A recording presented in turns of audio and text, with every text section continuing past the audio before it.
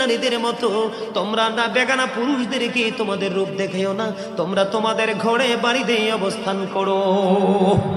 জোরে জোরে কন্যা সুবহানাল্লাহ। দেখেন নারীদের পর্দা কত গুরুত্বপূর্ণ।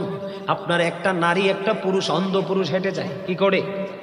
বাড়ির আঙ্গিনায় রাস্তায় যেখানে থাকুক না কেন, আল্লাহর নবীর হাদিস অনুযায়ী আপনি কি করতে পারবেন না? অন্ধ পুরুষের দিকেও নজর দিতে পারবেন না।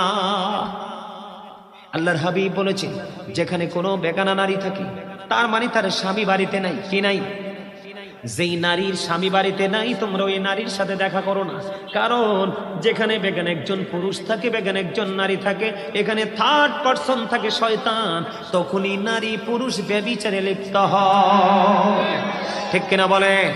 আমি আমার মা বোনদেরকে বলবো, যাদের স্বামী বিদেশে আছে অথবা বড় অফিসিয়াল জব করে, তুমি এক জেলায় তোমার স্বামী আরেক জেলায়, স্বামী বাড়িতে না আসা পর্যন্ত তুমি সুন্দর পোশাক পরিধান করো না, তুমি ভালো করে সাজগোজ করো না, কারণ তোমার দিকে বেগানা পুরুষের দৃষ্টি যাবে।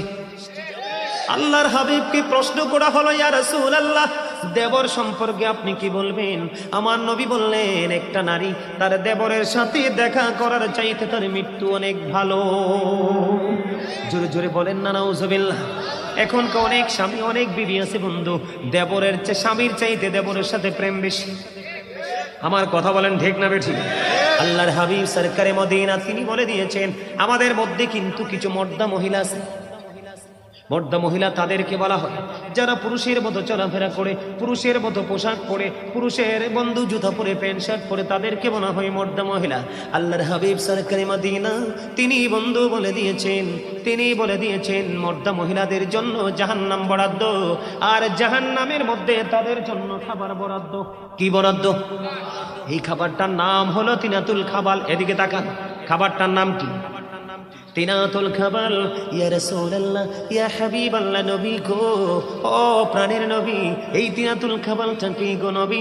আমার নবী বললেন, এই তিনাতুল খাবালটা হলো আরেকটা জাহান্নামের নিংড়ানো রক্ত পুজ অথবা ঘাম। আওয়াজ তুলে